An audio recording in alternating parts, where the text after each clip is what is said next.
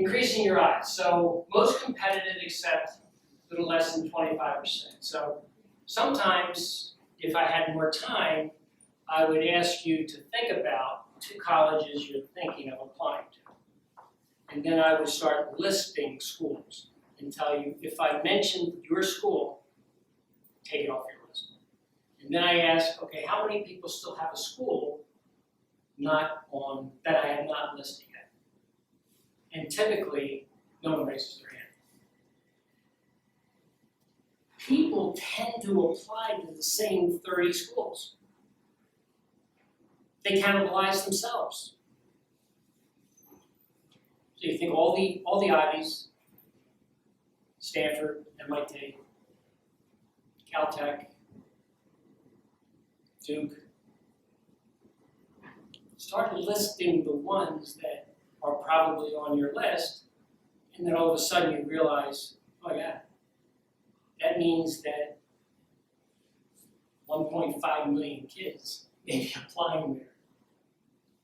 Ergo, why the acceptance rates get so low. So I always recommend a couple of hidden gems that a lot of kids aren't thinking about, that aren't on that top 30 list, but are fabulous places.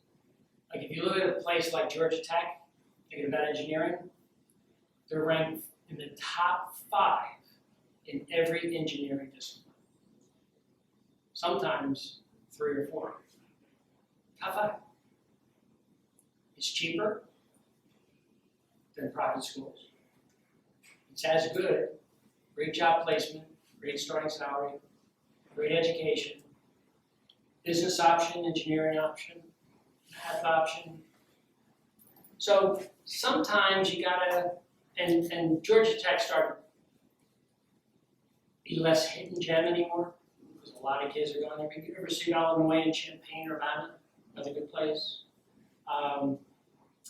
You gotta look a little bit, but there's really, really good places that aren't in the most competitive acceptance. Doesn't mean that they're not good schools.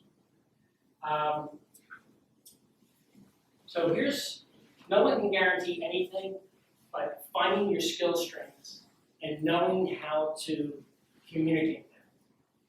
What I'm good at is, I've been on over 400 colleges. I know what these colleges are up against. So that's a skill strength I have. Also know by program how strong they are. I also know how to work essays. I used to be an English teacher, so I can help on the English portion of it. I also was in business for 26 years for Dun & Bradstreet, so I'm fairly familiar with different positions in business, from technology, to finance, to sales and marketing. So I'm comfortable in that space.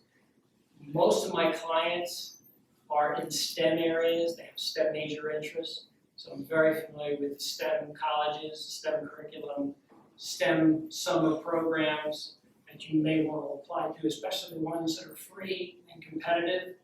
But knowing your skill strengths is important. Knowing how to write them and verbalize them. What does that mean? I have some kids that really know, but they can't communicate them. Yeah, I'm good in that. That's it. Good in that. What kind of math are you taking? What have you done with math? How do you apply math to the sciences? How interdisciplinary are you? Blah. See the difference? I'm good in math. So you got to start articulating what that means and how do you apply it, how do you look at it. Find colleges that value those skills. So you are a buyer. A lot of people don't remember that. You are a buyer. So you want to be a critical buyer. You want them to sell to you. I often tell parents, do you want to get accepted? Do you want your child to get accepted in a place where they walk in feeling insecure day one? Or do you want them to feel they're going to a place where they can compete day one? So be careful what you wish for. I've seen kids get accepted into places they just never felt comfortable and then never did their best work. So I think that's important. And then tailor material. All the material needs to be tailored, telling a very consistent story. Economy of words here. They want to see that you can articulate it, you can be brief, concise, to the point, and you can link.